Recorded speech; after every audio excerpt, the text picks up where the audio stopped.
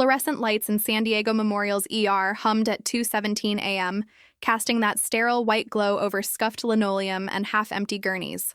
Dr. Mara Voss stood at the charge nurse station, signing off on discharge papers with the kind of mechanical precision that came from 16 years in emergency medicine. The air smelled like disinfectant and burnt coffee. Outside, the Pacific fog pressed against the windows like wet wool. She was supposed to be off at midnight. That was 4 charts ago. Dr. Voss, the voice crackled through her radio. Ambulance inbound. ETA 3 minutes. Possible chemical exposure. Multiple patients. Mara's pen stopped mid-signature. She keyed the radio without looking up. How many is multiple? Dispatch says 6. Construction site near the harbor. Unknown substance. First responders on scene are reporting skin irritation and respiratory distress. Her stomach tightened. She glanced at the ER board. 2 trauma bays open, 1 ICU bed available upstairs, and a skeleton crew because it was a Wednesday graveyard shift. Charge nurse Dahlia Kim was restocking trauma bay 2. Resident Dr. Joel Tan was somewhere in the med room. That was it. Mara clicked the radio again. Did they initiate field decontamination? Static. Then, negative. Fire department is setting up now, but paramedics are bringing them in hot. Hot. That meant contaminated. That meant the ER was about to become a hazmat zone if she didn't move fast. She dropped the pen and crossed the floor in 5 strides, her white coat flaring behind her. Dahlia, we have incoming chem exposure. I need you to lock down the ER. No one in or out through the main entrance until we confirm what we're dealing with. Dahlia's eyes went wide, but she didn't hesitate. Locking it down. She grabbed the phone and started dialing security. Mara turned to find Joel emerging from the med room, arms full of IV bags.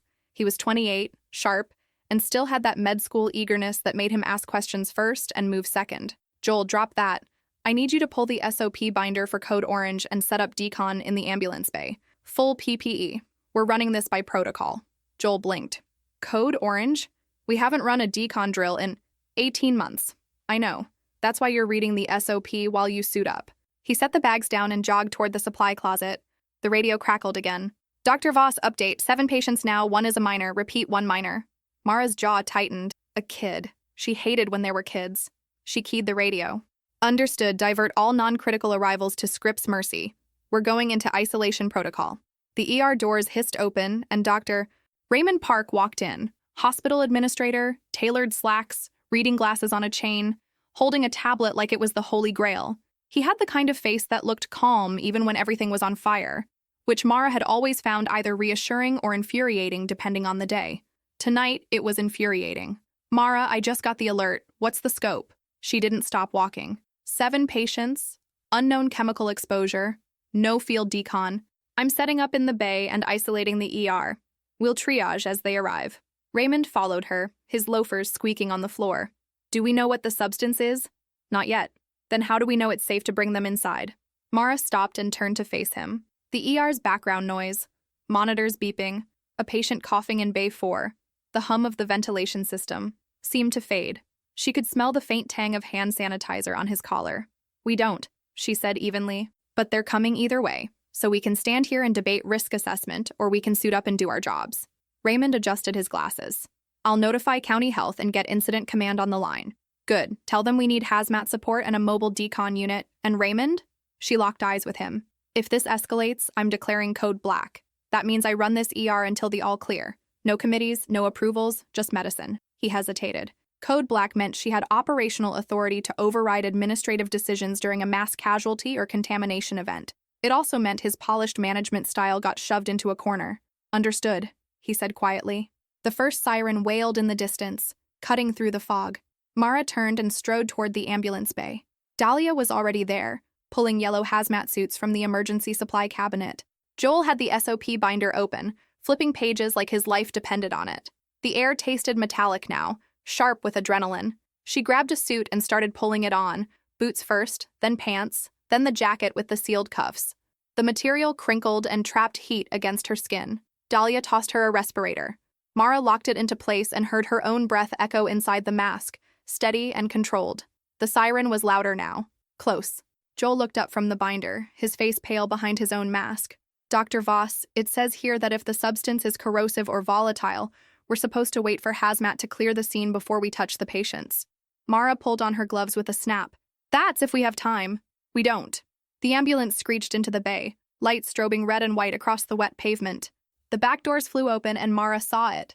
The first patient, a construction worker, mid-30s, skin flushed and blistering, eyes streaming tears, gasping for air like a drowning man. And behind him, 5 more. The charge nurse's voice came through the radio, tight and controlled. "Dr. Voss, we have a problem. The ventilation system just flagged an air quality alert in the main ER. Something's already inside."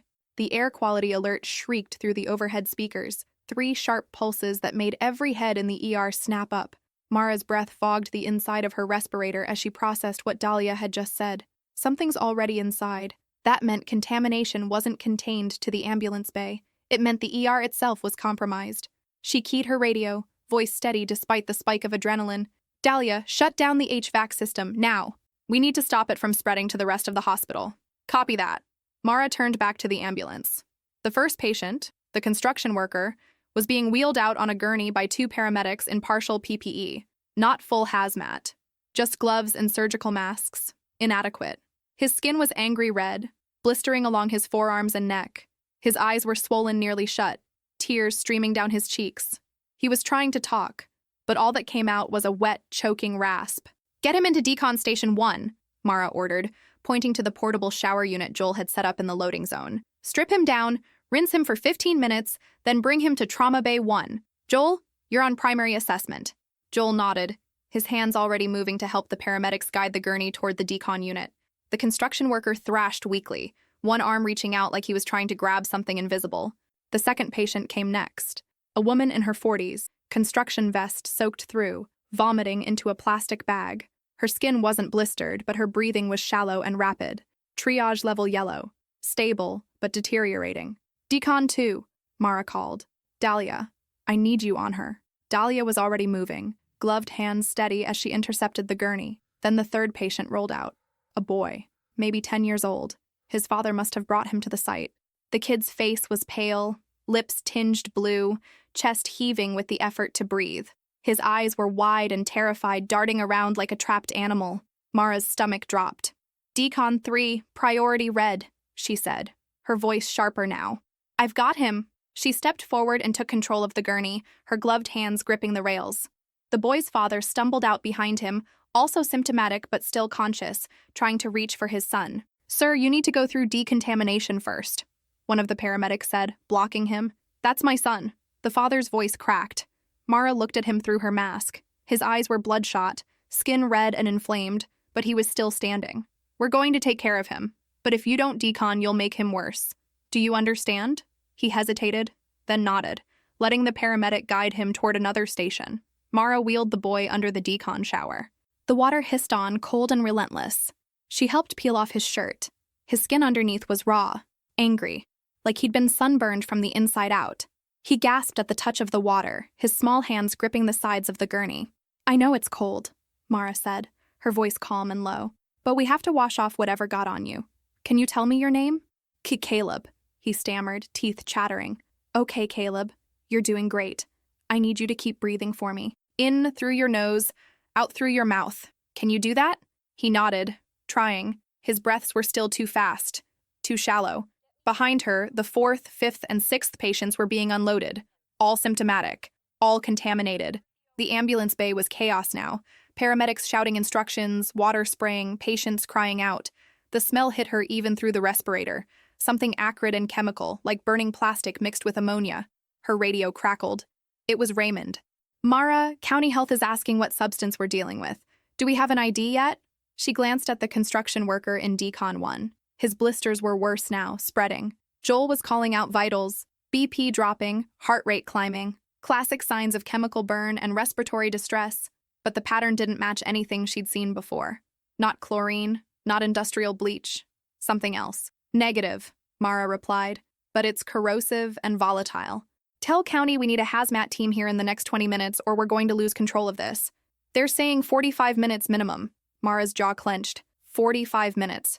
She had 7 patients actively deteriorating, an ER that was already contaminated, and a skeleton crew in rubber suits. "Then we work with what we have," she said. She finished rinsing Caleb and wrapped him in a thermal blanket, then wheeled him toward Trauma Bay 1. Joel had the construction worker intubated now. His airway was closing.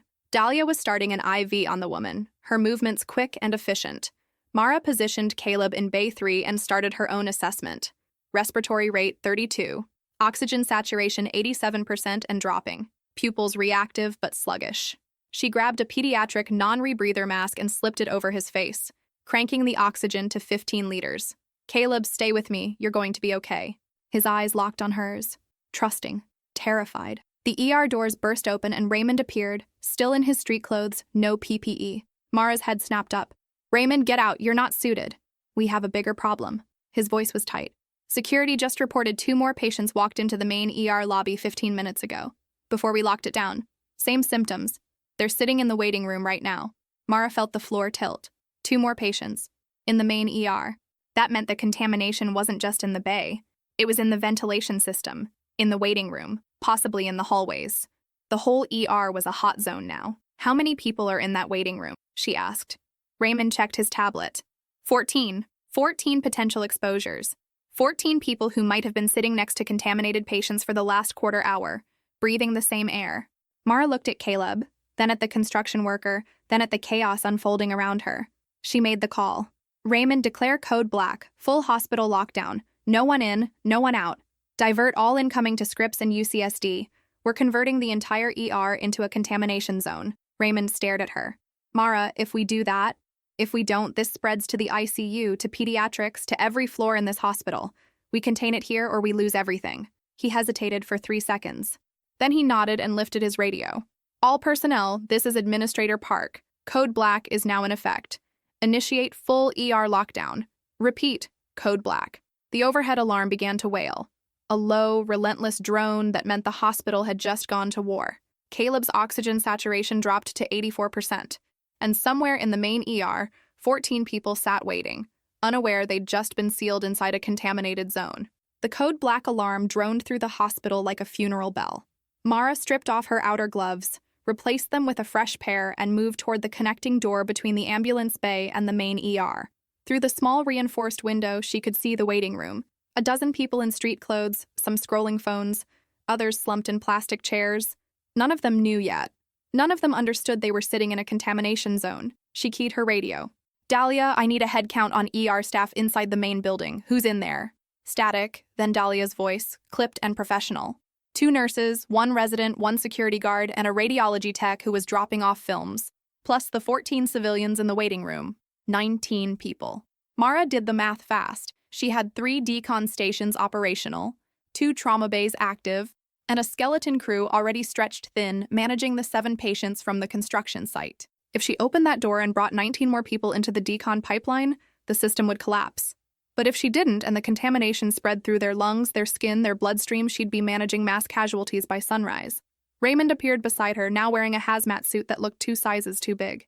His glasses fogged inside the hood. Mara, we can't keep them in there indefinitely. We need a plan. She turned to him. We have a plan. We decontaminate everyone in the waiting room, assess for symptoms, and isolate anyone showing exposure signs. But I need more hands. How fast can we get additional staff suited up? I've already called in the off-shift charge nurse and 2 ER docs. They're 15 minutes out. Make it 10. She pushed through the door into the main ER and the smell hit her immediately. That same acrid chemical tang, but fainter here, diluted by the building's ventilation before Dahlia shut it down. The waiting room was unnaturally quiet. A woman in a hoodie looked up from her phone. A man with a bandaged hand frowned at Mara's hazmat suit. Then someone said, "What's going on?" Mara stopped in the center of the room. 14 pairs of eyes locked on her. She could feel the weight of their fear beginning to crystallize into panic. She had maybe 30 seconds before someone bolted for the exit. My name is Dr. Mara Voss. I'm the attending physician in charge of this ER. Her voice was calm, steady, amplified slightly by the respirator's external speaker. About 20 minutes ago, 2 patients entered this waiting room with symptoms of chemical exposure. As a precaution, we've initiated a lockdown to ensure everyone's safety. That means no one leaves until we've confirmed you haven't been exposed. A man in a Chargers cap stood up. You're saying we're contaminated? I'm saying we're taking every precaution. We're going to move you through a decontamination process. It's a safety protocol. It involves removing your clothes, rinsing under a shower, and putting on hospital scrubs. Then we'll assess you for symptoms. I didn't come here to get hosed down, the man said, his voice rising. I came here for stitches. Sir, I understand this isn't what you expected, But if you've been exposed to a hazardous substance and you leave this building, you risk spreading it to your family, your neighbors, everyone you come in contact with. I can't let that happen." The room went silent. The man sat back down. Mara turned to the nurse stationed behind the triage desk, a young woman named Keisha, wide-eyed but holding it together. "Keisha, I need you to start logging names and contact info for everyone in this room. Then we process them one at a time through decon. Priority goes to anyone showing respiratory distress, skin irritation, or nausea." Keisha nodded and grabbed a clipboard. Mara's radio crackled. "Dr. Voss, it's Joel. The construction worker in Bay 1 is crashing. BP 70/40, SATs at 79. I've got him on pressors, but he's not responding." Her chest tightened. She keyed the radio. "Start a second IV line, wide open. Push another liter of saline and get me a blood gas. I'll be there in 2 minutes." She turned back to the waiting room. "Keisha has your instructions. Follow them exactly. We're going to get through this, but I need your cooperation." She didn't wait for a response. She pushed back through the door into the ambulance bay and crossed to trauma bay, 1 in 6 strides. The construction worker was gray now, his lips blue, the ventilator hissing rhythmically as it forced air into his damaged lungs. Joel stood at the head of the bed, hands moving fast, adjusting settings. "Talk to me," Mara said, stepping beside him. "He's in distributive shock. I think the chemical is causing systemic vasodilation. His vessels are too relaxed. Blood pressure's bottoming out no matter how much fluid I push." Mara scanned the monitor. Heart rate 130, blood pressure still dropping. The vasopressors weren't working. Whatever this substance was, it wasn't just a surface irritant. It was attacking the cardiovascular system from the inside. She grabbed the blood gas results from the printer. pH 7.21, acidotic, lactate elevated. His body was shutting down. "Increase the norepinephrine to 0.2 mics per kilo per minute," Mara ordered. "And get me a tox screen. I want to know what we're dealing with." Joel adjusted the IV pump. "Tox screen will take at least an hour. Then we treat empirically. Start calcium gluconate. If this is hydrofluoric acid or something similar, calcium might neutralize it. And get me dermatology on the phone. I need someone who knows chemical burns." She turned to check on Caleb in Bay 3. The boy's oxygen saturation had stabilized at 91%, but his breathing was still labored. His father was in Bay 2 now, decontaminated and wrapped in blankets, watching his son through the glass partition with haunted eyes. Dahlia appeared at Mara's shoulder. "Dr. Voss, we just finished decon on the 7th patient from the construction site. But I've got a new problem. 2 of the people from the waiting room are showing symptoms. Rash, coughing, eye irritation. They were sitting closest to the original 2 walk-ins. Secondary exposures. It was spreading." Mara closed her eyes for half a second, recalibrating. She had 7 critical patients from the construction site, 2 new symptomatic patients from the waiting room, 12 more people waiting to be decontaminated, and a hazmat team that was still, she checked her watch, 32 minutes out. Her radio crackled again. Raymond's voice. "Mara, I just got off the phone with County Health. They're asking if we've identified the substance yet. Still negative. They're also asking if we've considered evacuation." Mara's hand tightened on the radio. "Evacuation? Raymond, we're in the middle of a lockdown. If we evacuate, we turn 7 critical patients into transport nightmares and risk spreading contamination across the entire city."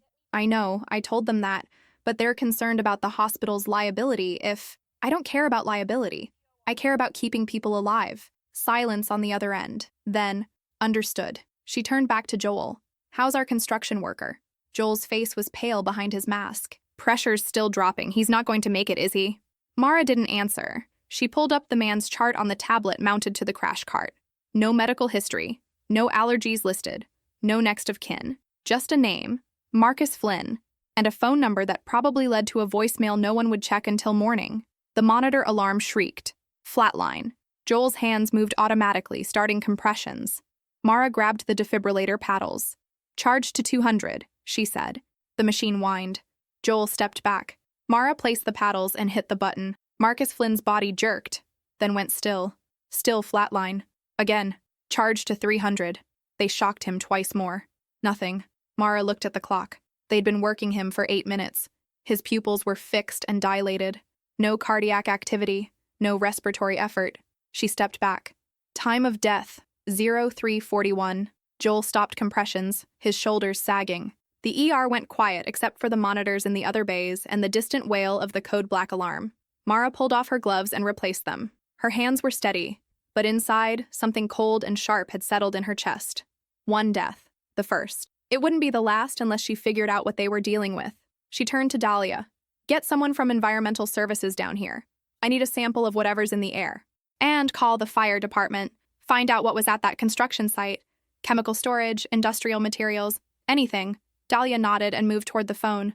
Mara walked back toward the waiting room door. Through the window, she could see Keisha still logging names. The people inside looked smaller now, scared. One woman was crying silently, clutching a tissue. Raymond appeared beside her again. What do we tell them? Mara didn't take her eyes off the waiting room. We tell them the truth. We had our first fatality. And unless we identify this substance in the next 20 minutes, there will be more. The truth landed like a hammer. Mara watched through the glass as Keisha relayed the update to the waiting room. 1 patient deceased. Cause unknown. Decontamination mandatory. A woman in scrubs started crying harder. The man in the Charger's cap stood up again, then sat back down, his hands gripping his knees. Fear was a living thing now, crawling through the room like smoke. Mara turned away from the window. She couldn't afford to absorb their panic. Not yet. She needed information, and she needed it fast. She crossed back to the nurse's station where Dahlia was on the phone with the fire department. Mara could hear the tinny voice on the other end, clipped and professional. Dahlia scribbled notes on a pad, her handwriting tight and precise. Okay, copy that. Yeah, I'll tell her. Dahlia hung up and looked at Mara. Fire department says the construction site was a renovation project at the old naval warehouse near the harbor. They were stripping floors and found some old storage tanks in the basement. Labels were corroded. They don't know what was in them, but whatever it was, it vaporized when they cut into one of the tanks with a torch. Mara's stomach turned. Naval warehouse. Old storage. That meant Cold War-era chemicals, possibly military grade. Stuff that hadn't seen daylight in 40 years and had been decomposing in the dark. Did they get a sample? Mara asked. Fire department's working on it, but hazmat protocols are slowing them down. They're saying another 30 minutes before they can confirm. 30 minutes. Mara didn't have 30 minutes. She had patients deteriorating in real time. She turned to Joel, who was standing near the crash cart, staring at Marcus Flynn's covered body. Joel, I need you to focus. What do we know about chemical exposures from old military installations? Joel blinked, pulling himself back. Could be anything. Organophosphates, nerve agents, industrial solvents, heavy metals. Some of those sites stored everything from pesticides to rocket fuel. Symptom profile: blistering, respiratory distress, cardiovascular collapse. What fits? Joel thought for a moment. Mustard gas causes blistering, but it's slower acting. Phosgene hits the lungs hard, but doesn't usually cause skin damage. Hydrofluoric acid matches the burns, but the cardiovascular symptoms don't fit unless... He stopped. Unless it's a compound. Something mixed or degraded over time into something worse. Mara nodded. That tracked. Decades of chemical decay could create combinations that didn't exist in any textbook. She keyed her radio. Raymond, I need you to contact the Naval Archives. Find out what was stored at that warehouse. I don't care if it's classified. We need a chemical inventory. Raymond's voice came back, strained. I'll try, but it's 3 a.m. I don't know who. Then wake someone up. She turned back to Dahlia. How many people have we decontaminated from the waiting room? 4 so far, 2 are symptomatic, mild rash, coughing. The other 2 are clear. We've got 8 more waiting. Move faster. I want everyone through decon in the next 15 minutes. Dahlia hesitated. Dr. Voss, we only have 3 stations. If we rush it, we might miss residual contamination. If we don't rush it, we'll have more people collapsing before we can treat them. Triage is about acceptable risk. This is acceptable. Dahlia didn't argue. She grabbed her radio and started coordinating with the nurses running the decon stations. Mara moved back to Trauma Bay 3. Caleb was still stable, oxygen saturation holding at 92%, but his skin was raw and inflamed where the chemical had touched him. She checked his IV, fluids running steady, no signs of infiltration. His father was in the next bay, sedated now to keep him calm. The man had been borderline combative during decon, screaming for his son until they gave him lorazepam. How you doing, Caleb? Mara asked, adjusting his blanket. The boy looked at her with wide, red-rimmed eyes. Is my dad okay? He's resting. We gave him some medicine to help him sleep. Am I going to die? The question hit her like a punch. She crouched down so she was eye level with him, her mask fogging slightly. No, you're not going to die. I'm not going to let that happen. It was a promise she had no right to make, but she made it anyway because 10-year-olds needed certainty, even if it was a lie. Caleb nodded, his small hand gripping the edge of the blanket. Mara stood and moved to Bay 2 to check on the woman from the construction site. She was stable but deteriorating. oxygen saturation at 88%, despite the non-rebreather, skin blistering spreading across her chest and arms. Mara increased her oxygen flow and added a corticosteroid to reduce inflammation. It was a gamble. Steroids could suppress the immune response if this was an infectious agent. But the blistering suggested chemical, not biological. Her radio crackled. Doctor. Voss, it's Keisha. One of the patients from the waiting room just collapsed. We need you in decon station 2. Mara ran. The decon area was chaos. A man in his 50s lay on the wet concrete, convulsing. His skin was pale and slick with water, his eyes rolled back. Keisha and another nurse were trying to hold him steady, but his body was thrashing violently. Get him on his side, Mara ordered, dropping to her knees. I need a bite block and 2 milligrams of lorazepam IV push. Keisha grabbed the medication from the crash cart while Mara checked the man's airway.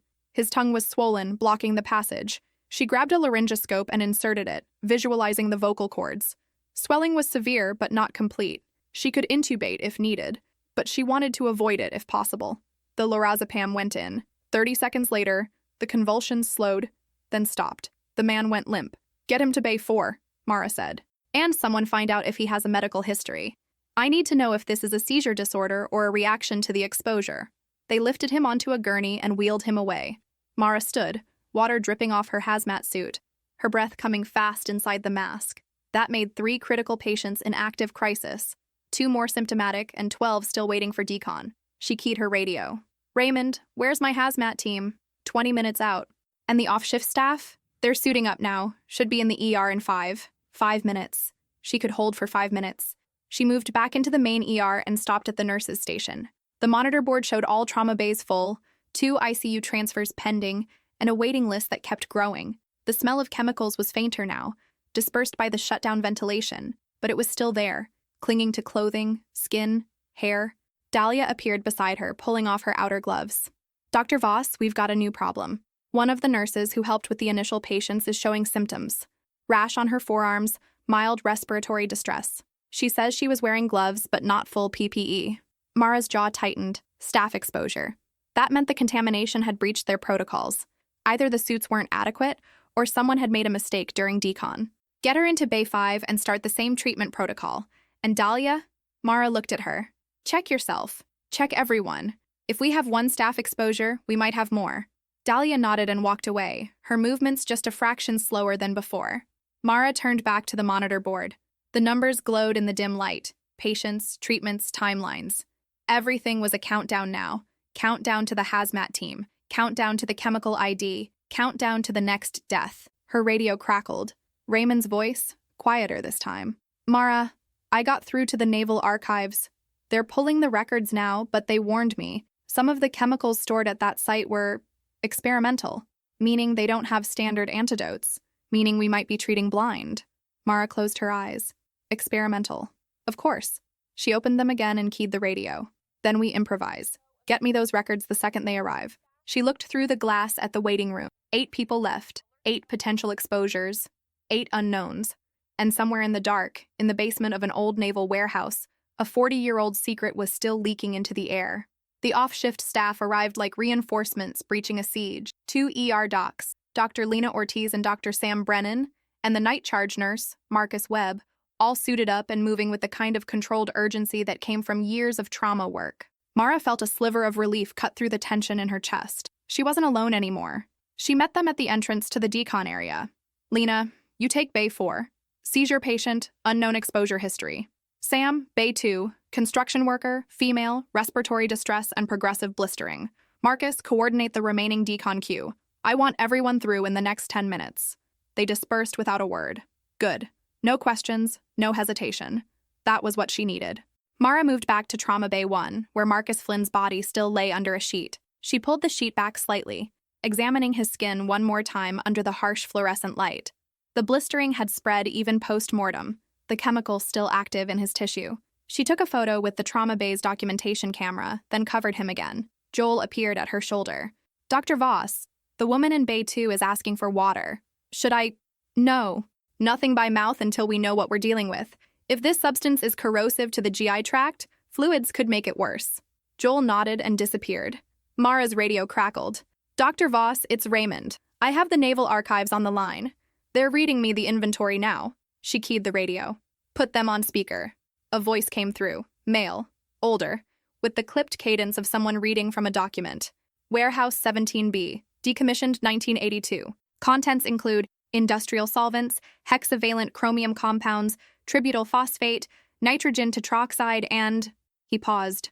Several unmarked containers listed only as experimental propellants, Project Pale Horse. Mara's blood went cold. Project Pale Horse. She didn't recognize the name, but the word experimental combined with propellants meant something volatile, something designed to burn or explode or both. And if it had been sitting in a sealed tank for 40 years, decomposing, mixing with moisture and air, what's the chemical composition of the propellants? She asked. That information is classified. I have patients dying. Unclassify it. A pause. Then, I don't have authorization to… Then get someone who does. You have 5 minutes. She cut the connection and turned to Dahlia. Get me everything we have on nitrogen tetroxide and tributyl phosphate. Toxicity profiles, treatment protocols, antidotes, and cross-reference with symptoms we're seeing. Dahlia was already typing on the computer. Nitrogen tetroxide is a rocket fuel oxidizer, highly toxic, causes pulmonary edema and respiratory failure. Tributyl phosphate is an industrial solvent, skin irritant, neurotoxic in high doses. Antidotes? For nitrogen tetroxide, supportive care only. Oxygen, bronchodilators, maybe steroids to reduce lung inflammation. For tributyl phosphate, decontamination and symptomatic treatment. No specific antidote. Mara processed that. Supportive care. It meant they were already doing everything they could. It also meant if the patients didn't stabilize on their own, there was nothing left to try. She moved to Bay 3 to check on Caleb. The boy was sleeping now, his small chest rising and falling steadily under the oxygen mask. His saturation had crept up to 94%. Progress. Small, but real. She placed a hand on his shoulder just for a second. His skin was warm through the blanket. Behind her, the ER doors hissed open and the hazmat team finally arrived. 4 techs in full containment suits carrying air monitoring equipment and sample kits. They moved with mechanical efficiency, setting up sensors in the waiting room, the decon area, the trauma bays. The team leader, a woman named Torres, approached Mara. We're reading trace amounts of nitrogen dioxide in the air. Levels are low now, but based on the half-life and dispersion pattern, they were probably 10 times higher an hour ago. Is it safe to open the ventilation? Torres checked her monitor. Not yet. We need to run a full sweep first. If there's residual contamination in the ducts, turning the HVAC back on could spread it. Mara nodded. How long? 30 minutes. Everything was 30 minutes. Mara was starting to hate that number. She turned back to the waiting room. 6 people left. Marcus Webb had them lined up, moving them through decon one at a time with the precision of an assembly line. 2 more came out symptomatic. Coughing, watery eyes, skin irritation. Both were moved to observation bays and started on oxygen. Her radio crackled again. Dr. Voss, it's Lena. The seizure patient in Bay 4 is stabilizing, but I'm seeing something weird. His lab work shows elevated liver enzymes and acute kidney injury. This isn't just a respiratory exposure, it's systemic. Mara's mind raced. Systemic toxicity meant the chemical wasn't just damaging tissue on contact, it was being absorbed into the bloodstream, attacking organs. That changed everything. She keyed the radio. Start him on N-acetylcysteine. It's a long shot, but if this is causing oxidative damage, NAC might slow it down. And get me a renal consult. If his kidneys are failing, we need dialysis on standby. Copy. Mara looked at the monitor board. The numbers were stabilizing, but barely. No new critical cases in the last 10 minutes. That was something. Maybe they'd caught it in time. Maybe the worst was over.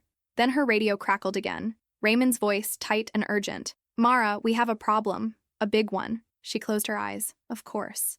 What now? County Health just got a report. There's a second exposure site. An apartment building 3 blocks from the construction site. Residents are calling 911 with the same symptoms. They're saying the smell came through the windows around midnight. Mara's heart dropped into her stomach. A second site. That meant the chemical had vaporized and drifted on the wind. That meant it wasn't contained. That meant… How many residents? She asked, her voice flat. 42 units. Maybe 100 people. 100 people. She looked through the glass at her ER.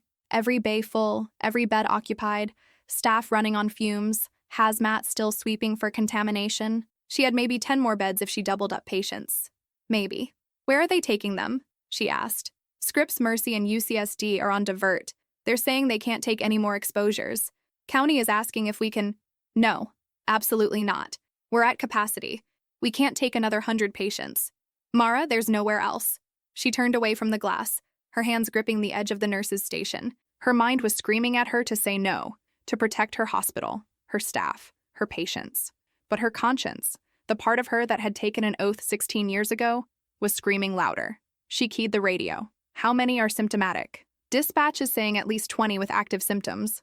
The rest are scared but stable. 20, not 100. She could work with 20. Tell County will take the symptomatic patients only. Everyone else gets decontaminated on site and sent home with monitoring instructions. And Raymond? She paused.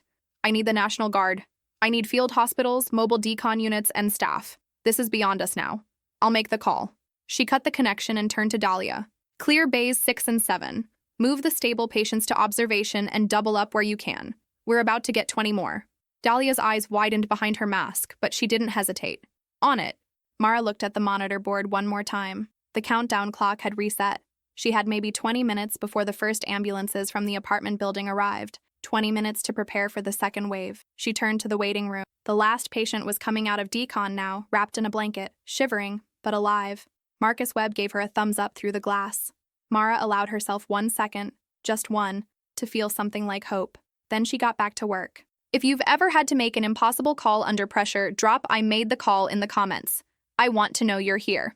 The second wave hit at 4:18 a.m. 3 ambulances screamed into the bay at once.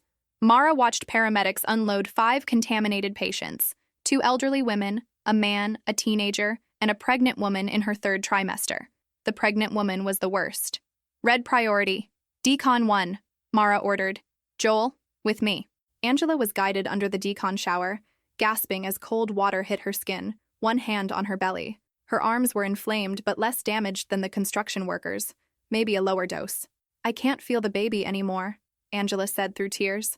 We're checking right now, Mara replied calmly. After decon, they rushed Angela to Bay 6. Joel placed the fetal monitor.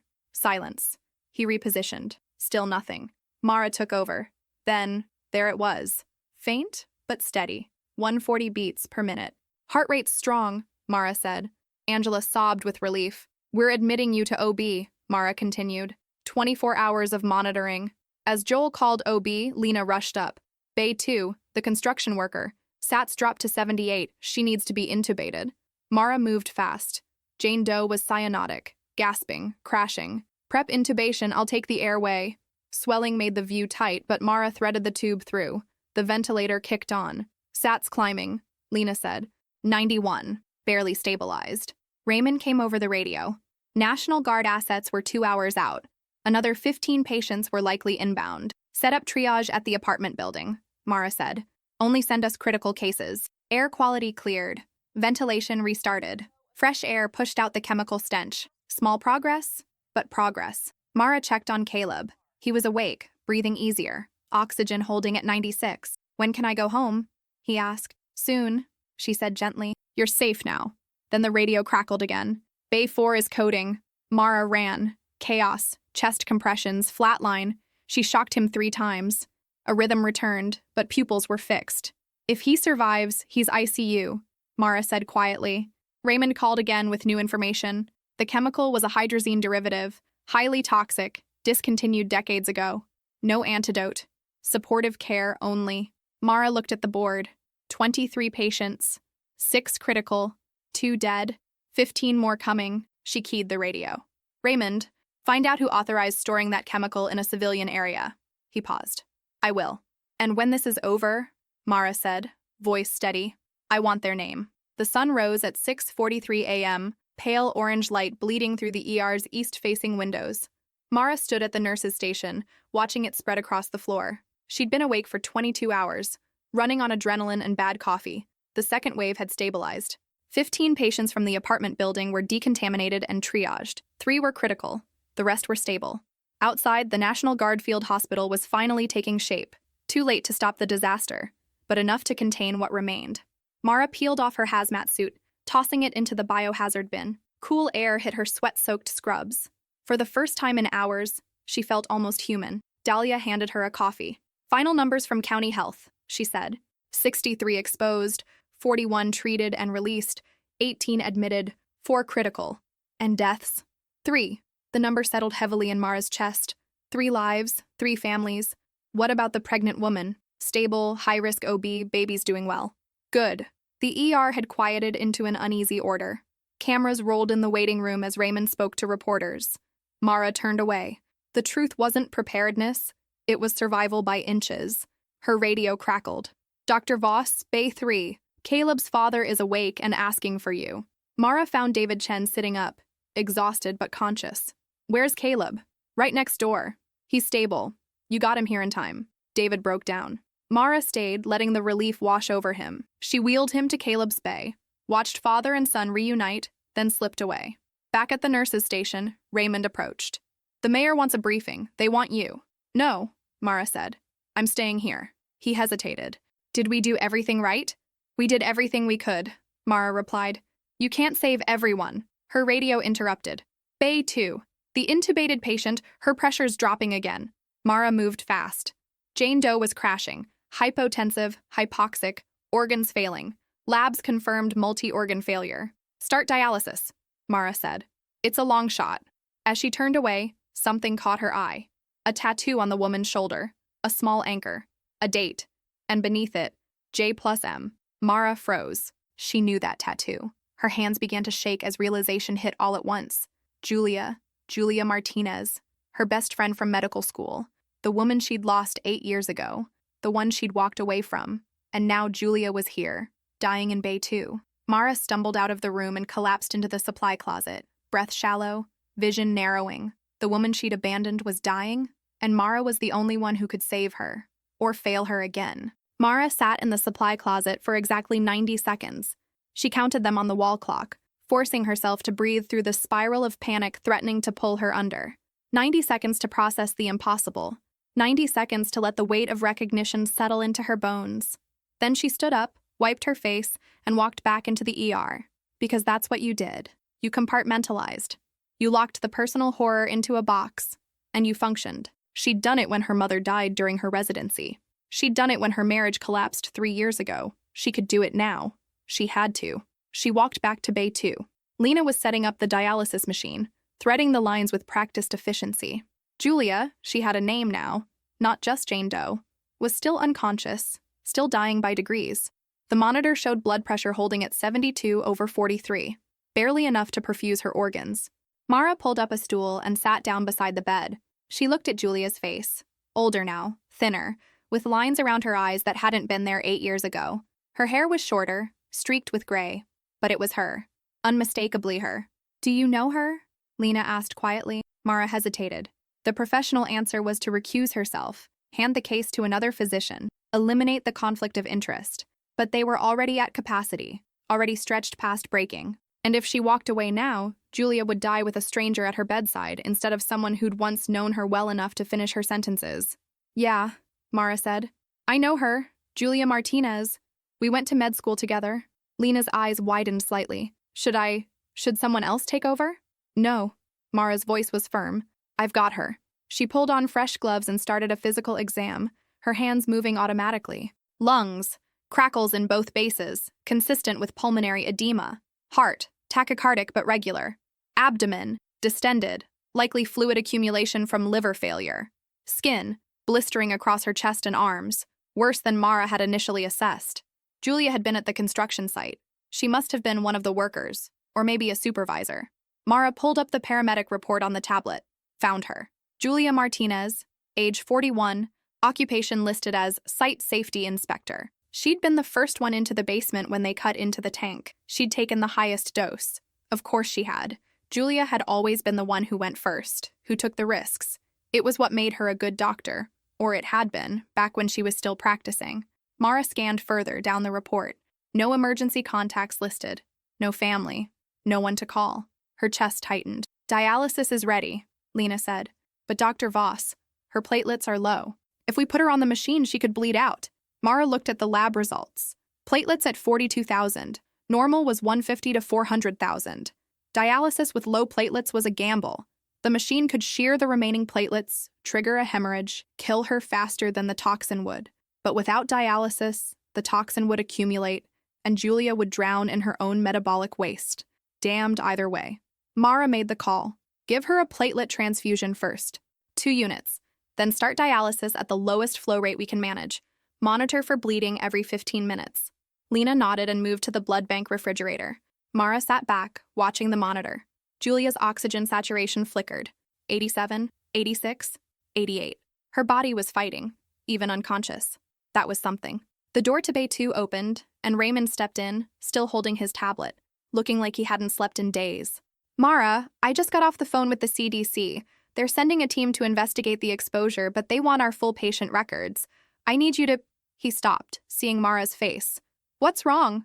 Mara gestured to Julia. This patient. Her name is Julia Martinez. We went to medical school together. Raymond looked at Julia, then back at Mara. Jesus, does she have family we can contact? No, at least not that I know of. Did you two keep in touch? Mara shook her head. We had a falling out. 8 years ago. I haven't spoken to her since. Raymond was quiet for a moment. Then he sat down on the empty stool beside Mara.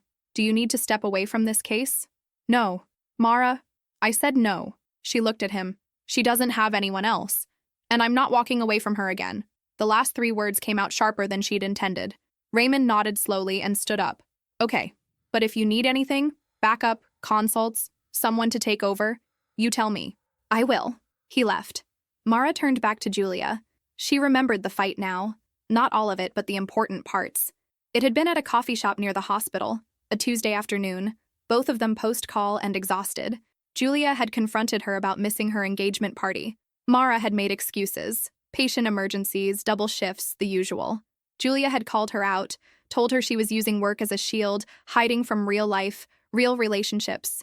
Mara had gotten defensive, said things she didn't mean, or maybe she had meant them, and that was worse. Julia had walked out, Mara had let her go, and now, 8 years later, Julia was here, fighting for her life while Mara tried to stitch together what remained. Lena returned with the platelets. They hung the bags and let them drip slowly into Julia's bloodstream. 20 minutes later, they started dialysis. The machine hummed to life, pulling Julia's blood through the filters, scrubbing it clean of toxins, and returning it. Mara monitored the stats obsessively. Blood pressure holding, no signs of bleeding, oxygen saturation creeping up. 89, 90, 91. Small victories. Her radio crackled. Dr. Voss, it's Joel. I've got an update on Caleb. His labs came back clear. No organ damage, no systemic toxicity. He's ready to be moved to the pediatric floor for observation. Good, Mara said. Get him transferred. And make sure his father stays with him. Copy. 1 patient stabilized. 37 still under her care. And Julia. Suspended between life and death. Mara pulled out her phone. She still had Julia's number saved, even after all these years. She'd never deleted it, never blocked it, just let it sit there in her contacts like a ghost. She opened a text message. Typed, I'm sorry. Then deleted it. What was the point? Julia couldn't read it. And even if she could, would it matter? Would it undo 8 years of silence, of missed calls, of choosing work over friendship every single time? Mara put the phone away. The dialysis machine beeped. Lena checked the readout. Blood urea nitrogen is dropping. Creatinine's coming down too. It's working. Mara nodded. Keep monitoring. And get me an ultrasound. I want to see how her liver and kidneys are holding up structurally. Lena left to grab the portable ultrasound unit. Mara stayed in the bay, watching Julia breathe. Each rise and fall of her chest felt fragile, temporary, like it could stop at any moment. She thought about all the things she should have said 8 years ago, all the apologies she should have made, all the times she should have picked up the phone and just called. But she hadn't, because work was easier. Work was controlled chaos, problems with solutions, protocols with outcomes. Friendships were messy. Friendships required vulnerability, time, emotional bandwidth she'd convinced herself she didn't have. And now Julia was paying the price for Mara's cowardice. The ultrasound came back. Lena ran the probe over Julia's abdomen, and Mara watched the screen. Liver. Enlarged, heterogeneous texture, consistent with toxic hepatitis. Kidneys. Swollen, hyperechoic, signs of acute tubular necrosis. Damage, but not irreversible. Not yet. She's got a chance, Lena said quietly. Mara nodded. Yeah, she does. She pulled up Julia's chart and started writing orders. Increase the dialysis duration, add hepatoprotective agents, monitor coagulation panels every 2 hours. She wrote with the kind of fierce precision that came from refusing to accept failure. Julia was going to survive this. Mara would make sure of it. Because if Julia died, it wouldn't just be the toxin that killed her. It would be Mara's 8 years of silence, 8 years of absence, 8 years of choosing everything else over the people who mattered. And Mara couldn't live with that.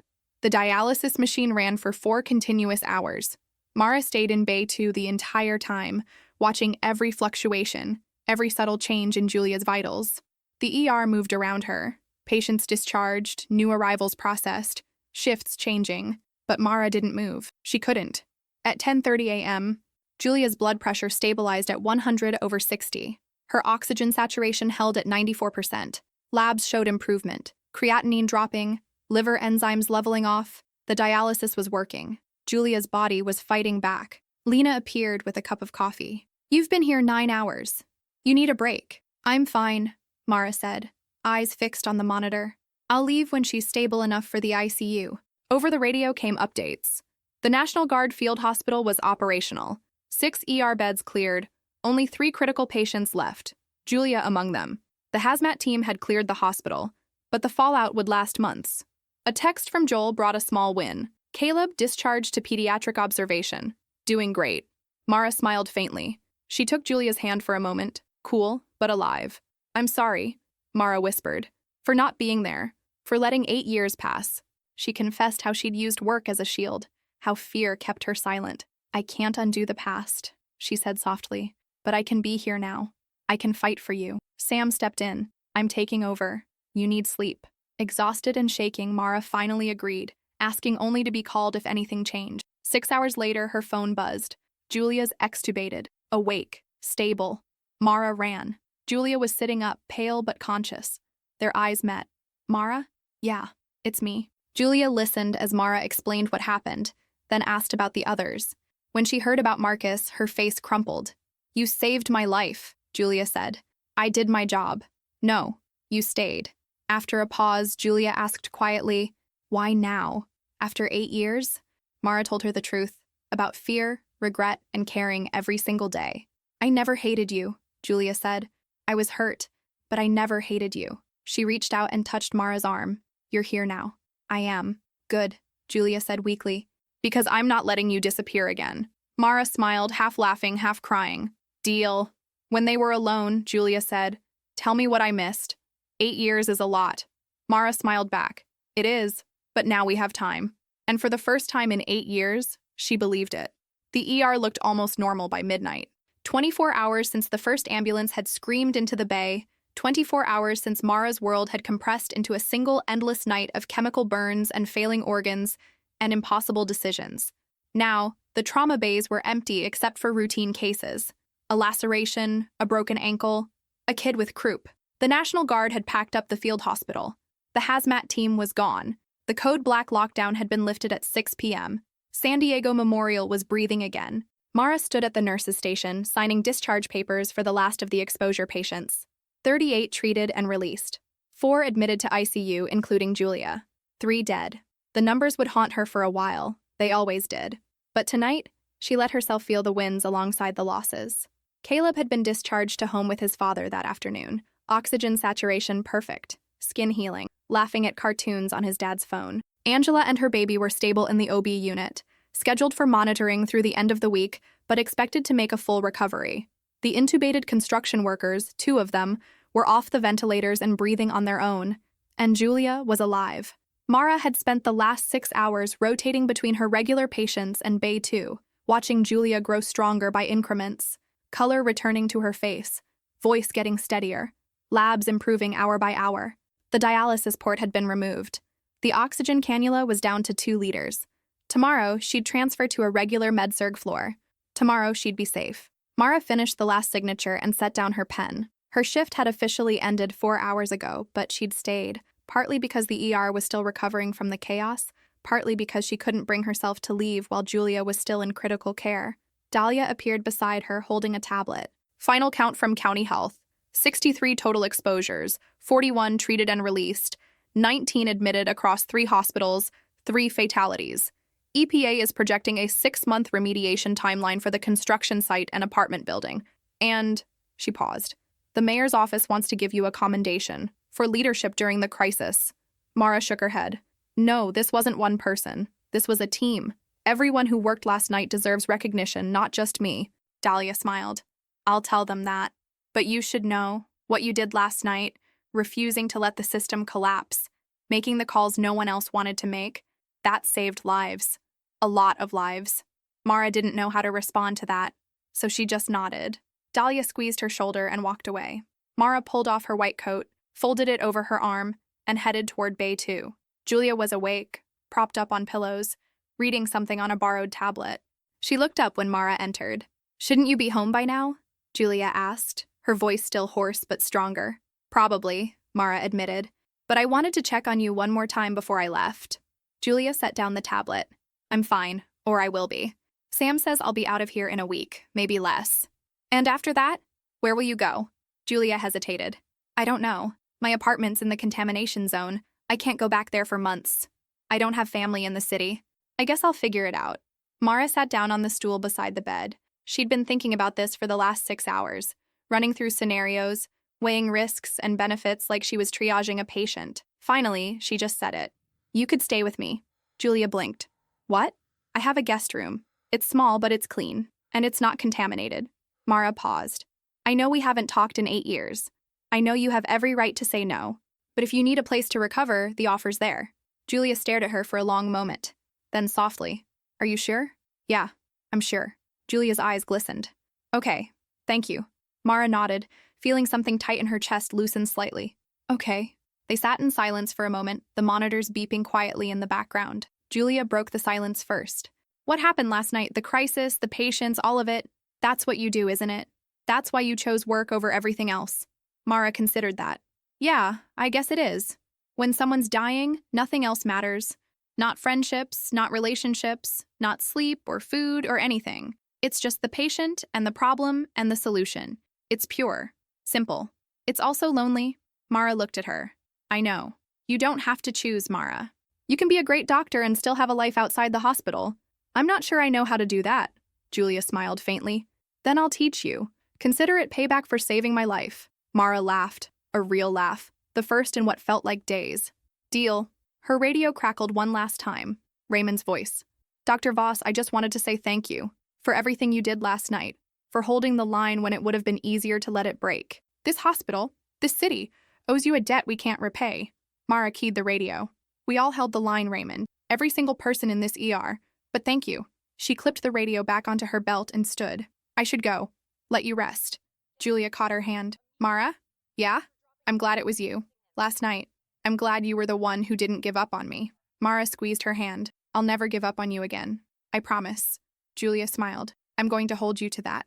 Mara walked out of Bay 2 and through the ER one last time. The night shift was settling in. New faces, fresh energy, ready to handle whatever came through the doors. She passed Caleb's empty bay, Marcus Flynn's covered gurney waiting for the morgue, Angela's discharge papers still on the counter. She thought about the pregnant woman who'd asked her once, years ago, what it was like to be an ER doctor. Mara had said it was like playing chess with death. You didn't always win, but you fought for every piece, every move, every second on the clock. Last night she'd played the longest game of her career. She'd lost 3 pieces, but she'd saved dozens more, and she'd gotten back something she thought she'd lost forever.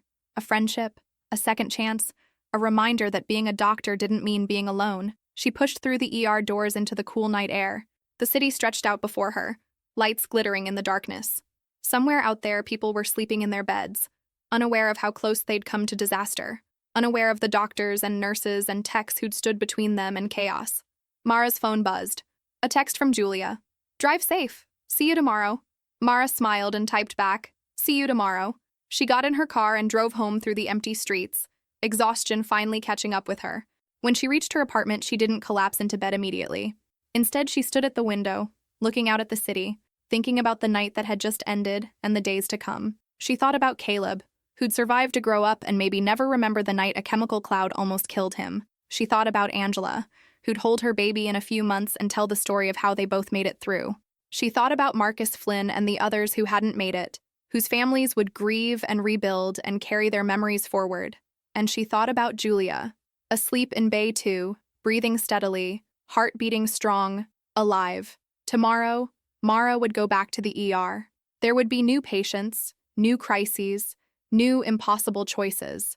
That was the job.